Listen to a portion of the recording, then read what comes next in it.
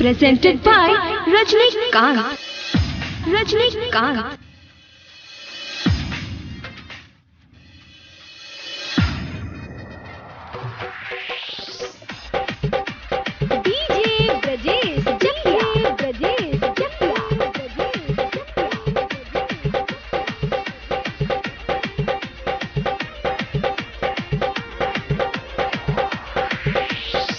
चली गईला छोड़ी के सैया हमके बंगालोर हो।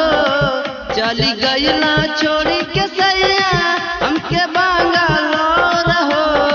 तोहरा बिना कैसे हो खबू राजा लोरा को रहो। तोहरा बिना कैसे हो खबू राजा लोरा को रहो।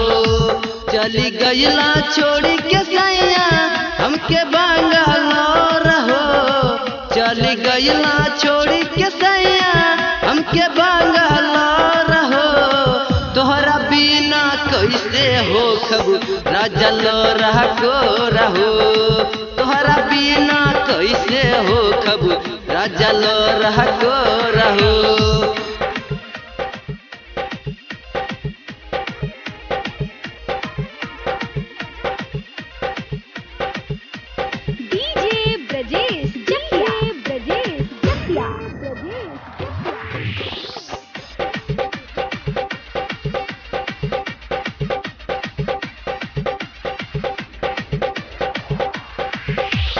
ऐसा न चाही कोनो कमी हाल से गाड़ी धानी जी। रउआ न डालब खेतम खाद त कैसे उपज बारी जी। ऐसा न चाही कोनो कमी हाल से गाड़ी धानी जी। रउआ न डालब खेतम खाद त कैसे उपज बारी जी। सब लोग ताना मारे, सब लोग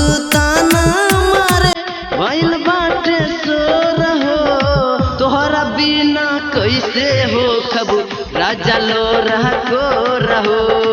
तोहरा बिना कैसे हो खबू सैया लोरा को रहो।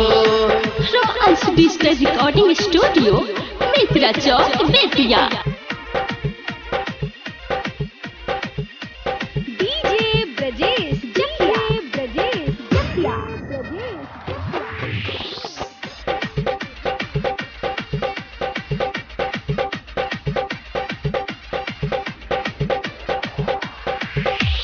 चढ़ल जवानी अब न रकाई चोली में लागल बयागिन जी। रउआ न आई त ऐसन बुझाता कौनो लगा दी दागी जी। चढ़ल जवानी अब न रकाई चोली में लागल बयागी जी। रउआ न आई त ऐसन बुझाता कौनो लगा दी दागी जी। रहिया निहारे अखिया, रहिया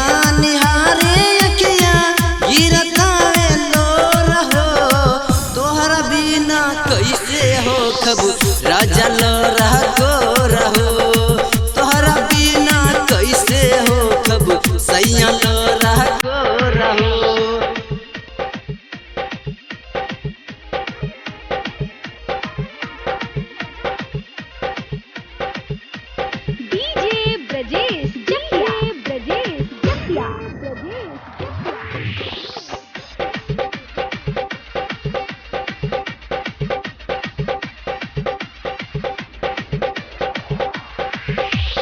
राजा बेदर्दी बतिया के मानी आ बनाई ठानी जी। सोनू रोहित देवरा बतिया न मानी करेला रजमन मानी जी। राजा बेदर्दी बतिया के मानी आ बनाई ठानी जी। सोनू रोहित देवरा बतिया न मानी करेला रजमन मानी जी। राइटर रजनीकांत बतिया, राइटर रजनीकांत बतिया कहीं हथवा जोर हो।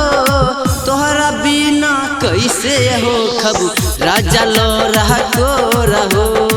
तोहरा बिना कैसे हो खबू पियौ